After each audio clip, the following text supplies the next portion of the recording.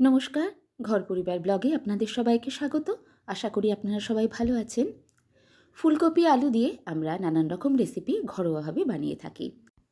আজকে ফুলকপির আলু দিয়ে একদম রেস্টুরেন্ট স্টাইল একটা রেসিপি আপনাদের সঙ্গে শেয়ার করছি।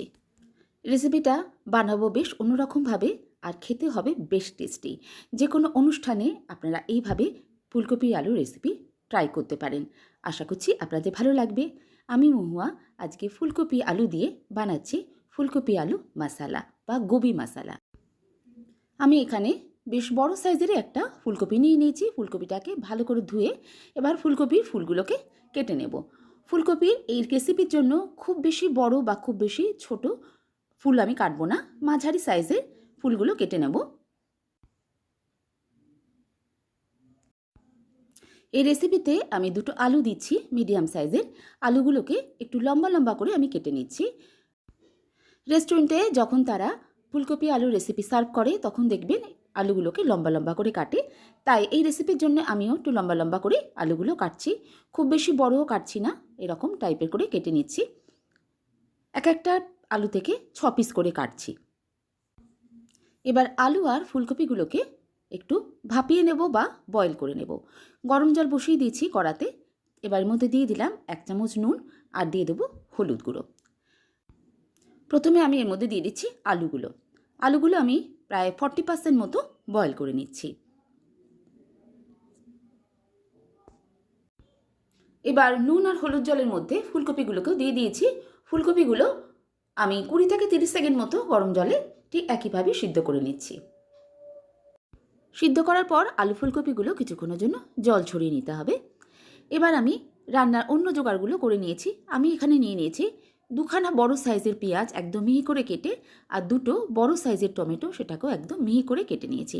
এই রান্নায় পেঁয়াজ আর টমেটোটা একটু বেশি পরিমাণে লাগবে, কারণ এই রান্নায় আমি কিন্তু একদমই জল ইউজ করব না, শুধুমাত্র পেঁয়াজ আর টমেটো আর তেল দিয়ে রান্নাটা হবে। এবার কড়াতে পরিমাণ মতো তেল নিয়ে নিলাম। সর্ষের তেলেই আমি রান্নাটা করছি। তেল গরম হয়ে গেলে প্রথমে আলুগুলোকে ছেড়ে দিচ্ছি। আলুগুলো বেশ সুন্দর করে লাল লাল করে ভেজে নিতে হবে। মিডিয়াম টু লো ফ্লেমে রেখে আলুগুলোকে একটু সময় নিয়ে সুন্দর করে ভাজতে হবে, যাতে আলুগুলো ভাজতে ভাজতেই বেশ খানিকটা সিদ্ধ হয়ে যায়। আলুগুলো ভাজার পরে আমি এবার উঠিয়ে নিচ্ছি। এবার ফুলকপিগুলোকেও ভেজে নিচ্ছি।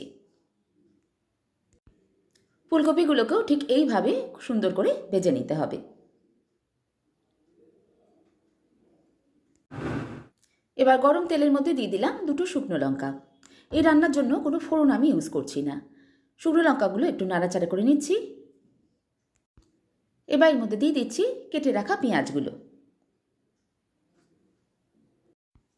পেঁয়াজগুলো ভেজে নিচ্ছি।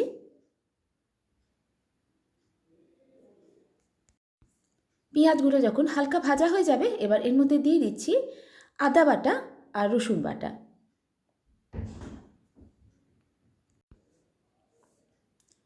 আদা রসুন বাটাটা এবার খানিকক্ষণ পেঁয়াজের সঙ্গে ভেজে নেব।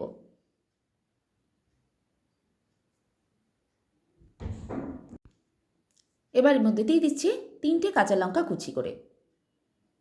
কাঁচা লঙ্কাটা দিয়েও আবার খানিকক্ষণ আমি ভেজে নিচ্ছি। এবার এর মধ্যে টমেটো দিয়ে দেব। টমেটোটাও এবার তেলের সঙ্গে ভালো করে আমি ভেজে নিচ্ছি।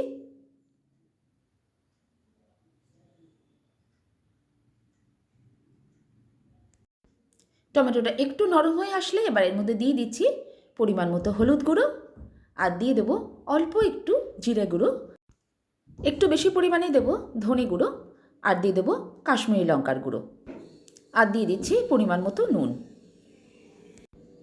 সব মশলা এবার ভালো করে কষে নেব।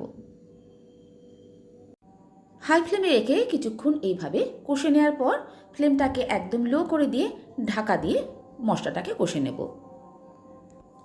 2 থেকে 3 মিনিট আমি এইভাবে মশলাটাকে কষে নিয়েছি ঢাকা দিয়ে। এবার এর মধ্যে দিয়ে দিচ্ছি আমি মটরশুঁটি। আমি যেহেতু একদম তাজা মটরশুঁটি ইউজ করছি, এই জন্য একটু আগেই মটরশুঁটিটা দিচ্ছি। আর যদি ফ্রোজেন মটরশুঁটি ইউজ করা হয় তাহলে ফুলকপি আলুর সঙ্গেই মটরশুঁটিগুলো দিতে হবে। মটরশুঁটিটা দিয়ে আবারও 1 মিনিট আমি সমস্ত মশলার সঙ্গে মটরশুঁটিটাকে কষে নিচ্ছি। এবার আমি এর মধ্যে দিয়ে দিচ্ছি 1 চামচ চিনি। চিনিটা দিলে স্বাদটা বেশ ব্যালেন্স হবে। আর দিয়ে দিচ্ছি গরম মশলার গুঁড়ো। একবার মিশিয়ে নেব। মশলাটা দেখতেই পাচ্ছেন যে খুব সুন্দরভাবে কষা হয়ে গেছে। ঠিক এরকমভাবেই মশলাটাকে কষে নিতে হবে। এই সময় এবার এর মধ্যে দিয়ে দেবো ভেজে রাখা আলু আর ফুলকপিগুলো। আমি আগেই বলেছি যে এই রান্নায় কোনো রকম জলের ইউজ আমি করছি না গ্রেভির জন্য। যে মশলাটা কষে নিয়েছি সেই মশলাতেই কিন্তু এবার আলু আর ফুলকপিগুলো ভালো করে মজিয়ে রান্না করতে হবে বা ভালো করে কষে রান্না করতে হবে। মশলার সঙ্গে আলু ফুলকপিগুলোকে এবার আমি মিশিয়ে দিচ্ছি। ফ্লেমটা এখন মিডিয়াম রেখেছি।